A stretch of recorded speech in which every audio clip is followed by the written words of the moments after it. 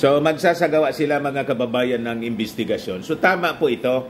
Ito ngayon yung ginagamit na propaganda po ng mga nausog na ipinagyabang mga kababayan. Pinagyabang ng ating Pangulong Bongbong Marcos yung 5,500 na mga flood control projects nationwide. Pero lumubog pa rin po tayo. Wala tayong kontra doon sa gagawin nilang investigasyon.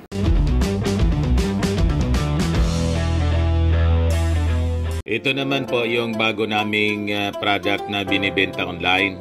iGlow Serum, whitening po siya. Tingnan ninyo yung epekto sa aking anak na architect before and now. Yung mga inquiries po ninyo, dumiretso na lang kayo sa kanyang Facebook account, Riz Maravillas. Tuloy-tuloy mga kababayan ang pag-ikot ng ating Pangulong Bongbong Marcos sa iba-ibang lugar sa Metro Manila para po magsagawa ng ocular inspection sa mga damages, mga nadistroso po ng malawakang pagbaha sa Metro Manila, pati yung pamimigay ng ayuda. Habang si Inday po, outside PAR, Philippine Area of Responsibility, nasa Germany. Sub-sub sa pagtrabaho, yung ating Pangulong Bongbong Marcos. Ito po, site inspection and visit to evacuation center in San Mateo, Rizal. PBBM orders a holistic approach to raise public awareness on climate change. Ito naman po, nagsagawa si President Bongbong ng aerial inspection ng floodway po sa Rizal upang masuri ang lawak ng pinsala at matugunan ang matinding pagbaha sa lalawigan dulot ng Typhoon Karina. Yan ang presidente po. Ayan po mga kababayan, may mga lugar pa pong baha. Ito pa, in a visit to flood-hit Mauban, Quezon, President Marcos Jr. stressed the need to prepare for the next flood. He pushed for a nationwide flood control plan that considered the impact of climate change in the flow of water. Marcos points out that floods do not care about boundaries of towns, cities, provinces. We have to figure out bakit nagbago yan? Saan nang galing? Saan na dumaan? Anong gagawin natin para harangin yan? Marcos on posing for National Flood Control Plan. Ang sabi niya po, ang tubig hindi nangingilala ng boundary. Dapat anya, may malaking plano tayo. Hindi pwede anya. It will cross 3, 4, 5 regions. Hindi pwedeng isang bayan lang dito. Isang bayan lang doon.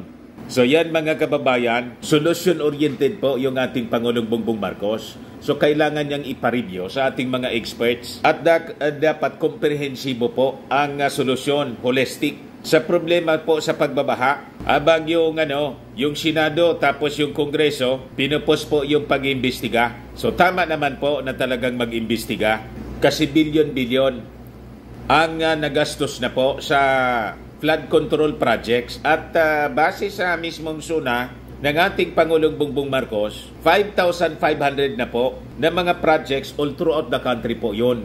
Hindi lang po sa Metro Manila. Yung na-implement at may mga ongoing pa. But despite that, ito nga po yung propaganda ng mga nausog. Lumubog pa rin tayo po sa baha. Kaya ito yung pinupost ng mga senador natin. Senator question flood control projects amid billions of annual budgets. Yan po yung sabi ng mga senador. Anong nangyari sa daang bilyon na flood control projects ng DPWH, MMDA at mga lokal na pamahalaan? 450 billion, halos 1.4 billion a day ang flood control budget. Kung isusuma total mo, lahat ng agencies mula sa DPWH pababa, saan napunta yung pera? Sabi ni Senator Amy Marcos. Sabi naman po ni Joel Villanueva, imagine for the past 2 years, including this year, we have 1 billion pesos a day flood control budget for DPWH alone. 1 billion a day. Please tell me if anyone here can see at least an improvement sa mga baha. Sabi naman po ni J.B. Ejercito, it's hard to stomach that there is a 300 billion budget for flood control each year. And it seems that projects on flood control are not well planned. and executed. So magsasagawa sila mga kababayan ng investigasyon. So tama po ito. Ito ngayon yung ginagamit na propaganda po ng mga nausog na ipinagyabang mga kababayan. Pinagyabang ng ating Pangulong Bongbong Marcos yung 5,500 na mga flood control projects nationwide. Pero lumubog pa rin po tayo. Wala tayong kontra doon sa gagawin nilang investigasyon sa Senado at sa Kongreso. Dapat talagang imbestigahan at papanagutin yung dapat managot. Sa Kongreso po, ito, sabi dyan, palpak Castro to scrutinize DPWH budget for flood control projects. So yun ang gagawin nila mga kababayan. The Marcos administration, Marcos Jr. administration has allotted a drastically high budget for flood control funds in the 2024 budget of DPWH, but thousands of people were forced to flee to the roofs or evacuate due to the massive floods na dala ng Typhoon Karina, sabi po ni Castro. So anyway, yung 2024 po, hindi pa man po natatapos. Baka nga po, yung budget for 2024 sa flood control, hindi pa po nagagamit. Di ba? Pero mas mabuti kung talagang kalkalin natin para magkaalaman mga kababayan. So sabi ni Castro, yung DPWH niya nag-allocate ng 350 billion for flood mitigation structures, drainage systems, at saka rehabilitation ng mga flood mitigation facilities. This does not include foreign assisted projects purportedly for flood mitigation, but it already totals 349 billion plus or 957 million per day of flood control funds. That is almost 1 billion of funds a day. But they failed catastrophically to do their job, sabi po ni Castro. Kailangang bosisiin ito ng todo. Sinasayang nila ang pera ng bayan. Tapos ganyan pa kapalpak ang nangyari. Nasaan ngayon ang mahigit 5,500 na flood control projects na pinagmamalaki ni President Marcos Jr. noong suna niya? Parang si Super Typhoon Karina pa ang nag-fact check kay Marcos. Hindi na dapat maulit ito at dapat may managot sa disaster na nangyari, sabi po ng Lady Solon. Di paano yan, Mr. Maravillas?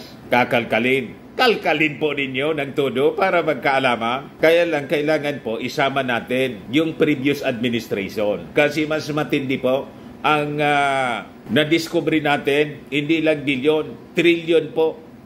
2.5 trillion pesos in 5-year period po. Yan po, 5-year infrastructure development highlights PRD Zona. Yan o. Mga kababayan, ano sabi diyan? For flood prevention, mitigation and control. Sabi sa zona ni Maudigs noong 2021, the DPWH completed a total of 11,340 projects spread all over the country with 7,782 projects in Luzon, 1,752 in Visayas, and 1,752 in Visayas, 1,806 in Mindanao. Mas matindi po, 2.5 trillion, 11,000 plus na mga flood control projects all throughout the Philippines. Yung 7,000 plus sa Luzon, sigurado kasama doon ang Metro Manila po.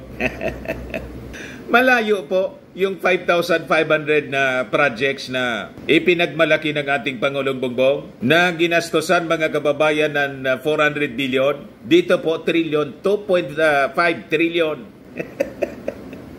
You see, doon lang mga kababayan sa Davao, sa lugar ni Pulong, 51 billion doon ang pork barrel na inubos po during the time of Maudigs. Pero yung Davao po, binabaha din. Pero tahimik po yung mga nausog. Laging nakikita nila yung sa ating Pangulong Bongbong Marcos. Ano kayo ngayon? Kaya sabi natin, mas kahindik-hindik po during the time of Maudigs kasi ang inubos po 2.5 trillion pesos. Malinaw po. 11,340 flood control projects amounting to 2.3 trillion pesos ang budget implemented sa buong Pilipinas. Tapos, lumubog pa rin po ang Metro Manila. Dumagdag pa yung budget ngayon na gustong imbestigahan ng Senado at Kongreso. Isama po ninyo yung previous administration kasi mas matindi po yung previous administration. Saan napunta yung 2.5 trillion pesos? Ano itong uri ng mga projects, flood control projects na in-implement? 7,000 plus sa Luzon. 1,000 plus sa Visayas at 1,000 plus din sa Mindanao. Ano to? Bakit kahit saang parte ng Pilipinas binabaha? Diba? Para magkaalaman na po. Ngayon, going back po sa mga ginagawa ngayon ng ating Pangulong Bongbong Marcos, kasi Pangulo, solution-oriented po siya. Sabi po niya dito, kailangan niya holistic yung approach natin para itaas yung public awareness on climate change. Wala na niya tayong choice. We have to do something. We have to learn how to handle the new normal. So during the briefing, pinasalamatan niya yung mga local officials sa mabilis na na aksyon sa pag-respond po dito sa calamity. Sabi niya, at the very least, we can say that the provision of relief shelter and healthcare are okay. Siya mismo, mga kababayan, ang nangunguna sa relief operation. Kinakausap niya talaga with all the officials, mga secretaries niya, lalo siyempre yung DSWD. So yan po, mga kababayan, systematic po, kaon-kaon. Di ba?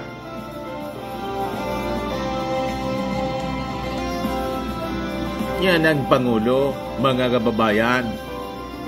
Sa San Mateo Rizal po siya site inspection and visit sa evacuation center sa San Mateo Rizal. So sige-sige lang, mga kababayan, ang ikot niya. Gusto niya makita niya mismo. O, di ba? Ayan o. Pakinggan natin. Nasira na namin, we have to replace them. So, yes, as much as possible, it will be up to the school to decide what they kung kaya. Yung opening kasi apektado. Siguro yung iba classes. Pagpipilitan, they will conduct classes outside of the school building. Makapag-klase lang. Yun na natin. They will, ganyan naman, nasanay na tayo sa pandemic. Kahit hahanapan natin ng paraan para magkaroon pa rin ng pasok. Anong guidance sir sa DepEd? Ang guidance ninyo sa DepEd?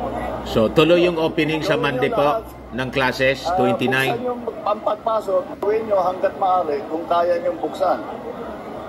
That's the usual, hanggat maaari. Dapat masanay na tayo, sabi ng ating Pangulo. Adaptation eh. Areas na hindi talaga pwede. Thank you. Siyempre, i-criticize na naman yan, mga kababayan ng mga nausog, na pipilitin ng ating Pangulong Bongbong Marcos na magsimula ng classes as scheduled na katatama lang ng baha, ng disaster. Ang punto ng ating Pangulo, gawa na lang ng remedyo, ng paraan. Tuloy, dapat masanay tayo kasi sayang yung panahon po. Nasanay na niya tayo nung pandemic, kaya dapat mag-adapt tayo. Tama po? Kasi pag hindi po, mga kababayan, what if sige na lang po ang tama ng mga calamities? So hindi na tayo gagalaw. So ang punto ng ating Pangulong Bongbong Marcos, we have to adjust. Mag-adjust tayo po sa sitwasyon natin sa pagtatama ng mga calamities sa ating bansa. Pag pwede na, hanapan na lang po ng remedyo, ng paraan, gawa ng paraan para makabalik agad sa normal. Tulong-tulong na lang po sa paglilinis siyempre. Yung mga classrooms natin, ngayon sabay-sabay na po yung paggawa ng paglilinis ng mga classrooms. Kasi siyempre ginamit yun as evacuation center. So yun lang po ang ating short video ngayon. Ako po si Dante Maravillas. Bye-bye!